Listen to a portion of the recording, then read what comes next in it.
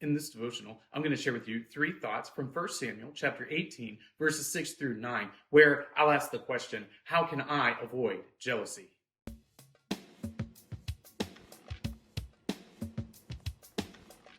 1 Samuel chapter 18, verses 6 through 9 says, As they were coming home, when David returned from striking down the Philistine, the women came out of all the cities of Israel singing and dancing to meet King Saul with tambourines, with songs of joy, and with musical instruments. And the women sang to one another as they celebrated, Saul has struck down his thousands, and David his 10,000s. And Saul was very angry, and this saying displeased him.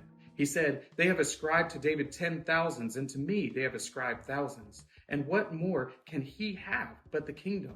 And Saul kept an eye on David from that day on. Saul is the first king of Israel, and he is not a great king. He is a king that you would expect a nation to like. He's a king that you would anticipate being selected because he is tall, he is imposing, he has all of the qualities that you would want in a ruler. But here's one of the challenges that Saul has. He is prone to jealousy. And jealousy is one of those things that can really disrupt your life. So here are three thoughts from 1 Samuel chapter 18, verses 6 through 9, answering the question, how can I avoid jealousy? Thought number one, know who you are. Saul has witnessed this great victory. He has seen David do this great thing in defeating Goliath, and the entire countryside, all of the people, they are celebrating. And the women come out and they're playing these instruments, and there's this jubilant celebration taking place where songs are being sung. And he hears this phrase.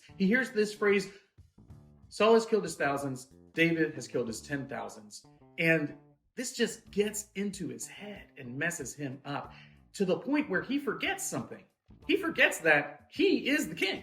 He is the king over Israel. And because he's the king, this victory, even though he's not the one who went out there and killed Goliath, the victory is still his because David did it on his behalf. If you don't recognize who you are, then it's very easy to become jealous. Saul forgot in this moment that he is the king, that the victory is his, because didn't he send David out there to fight Goliath? He most certainly did. Thought number two, keep good counsel. This is the counsel that Saul is keeping with regard to this celebration. He is listening to the jubilant shouts of these women who are praising David for his victory.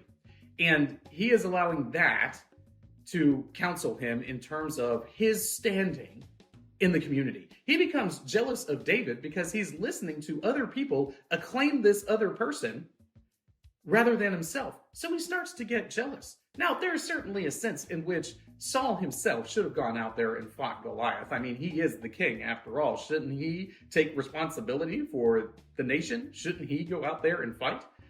I don't know. Maybe he should, maybe he shouldn't. But he's listening to all of these people shout praise for David.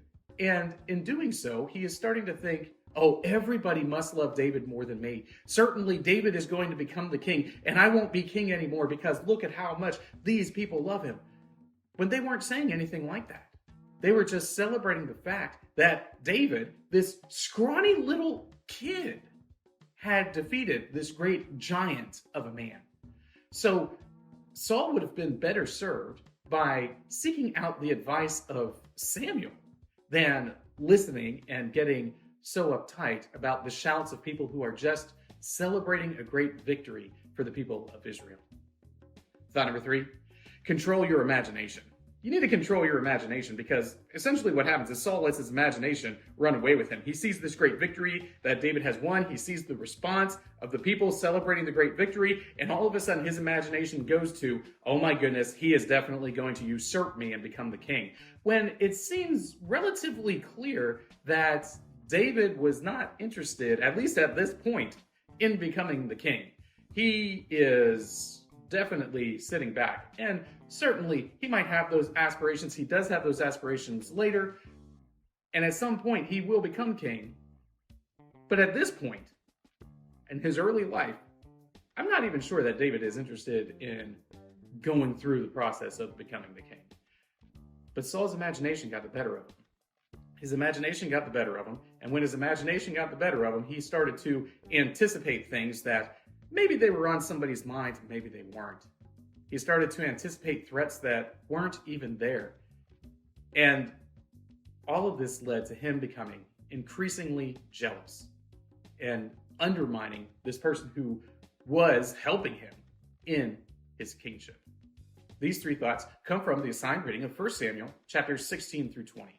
If you'd like to read through the Bible with me, you can do so by subscribing to this channel, by clicking on the link in the description, or by joining the Facebook group Through the Bible, where we are reading the text of Scripture together.